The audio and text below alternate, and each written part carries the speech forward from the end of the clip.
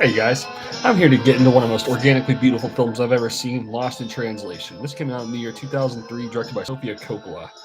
Just a really original kind of story about just an aging man played by Bill Murray. He's kind of in this midlife crisis. You can tell he's feeling pretty lonely and depressed. He meets a very young woman played by Scarlett Johansson who just has a lot of uncertainty about her future. And they basically just formed the ultimate friendship here within the span of a few days. And it's just a very beautiful and organic kind of friendship, which supplies each other some great, much needed company in their time of loneliness, and they just seem like they have a unique kind of understanding of each other the whole way through, to the point where it's almost like tear inducing in the end what they go through.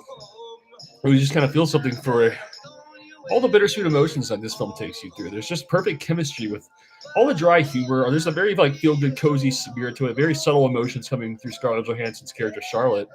Bill Murray plays Bob. He's very just dry. And this is kind of what it's like to just feel lonely in a big city and then just meet somebody who you connect with and just all right, you have that great buzz of spark for that little brief time. And sometimes it's that brief time that can expand on for in your memory for life, and those are the kind of beautiful ones. And in a lot of ways it's dreamy because it can make you a very poetic and creative outlook certainly kind of come through. So, but there's like very shoegaze atmosphere that comes through because you have Kevin Shields from My Bloody Valentine doing the soundtrack here. Everything about this film is just very warming, like a very warm, cozy blanket. And this is just what it feels like when you just feel like you're kind of feel understood when you just after you haven't been for a very long time. So I feel like I like to get to those patterns where it's like, okay, I haven't been really met in a long period of time, but then eventually a moment comes and it just feels glorious in that moment. But a lot of these kind of things start to linger, with you for a reason. This is just kind of a film that gets completely into it. And yeah, this is a great film.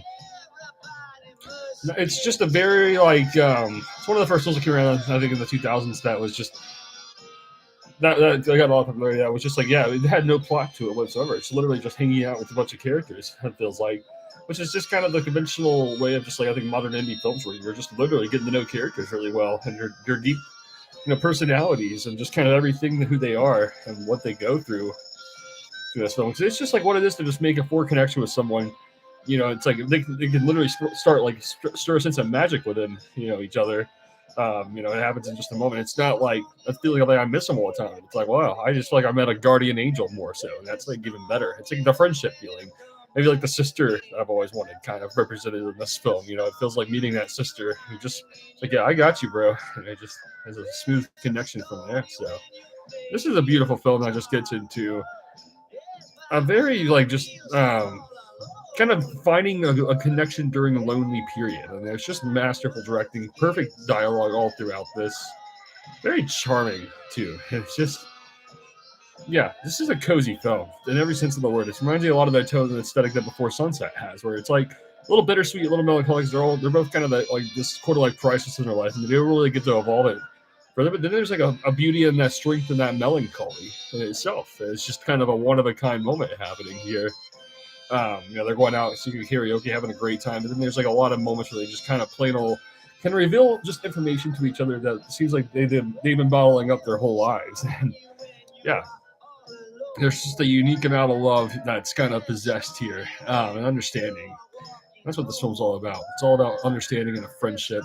Whenever you've been feeling lonely on something for so long, you didn't realize how much you were wanting someone to get you in a certain way. It's not romantic. This has nothing to do with romance. This is just something else entirely. Like this is friendship, a mutual understanding of friendship, and just kind of like cutting across all the distractions that get straight to the point of just a beautiful friendship.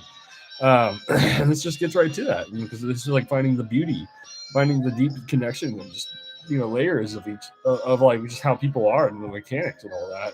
And this is just a perfect film.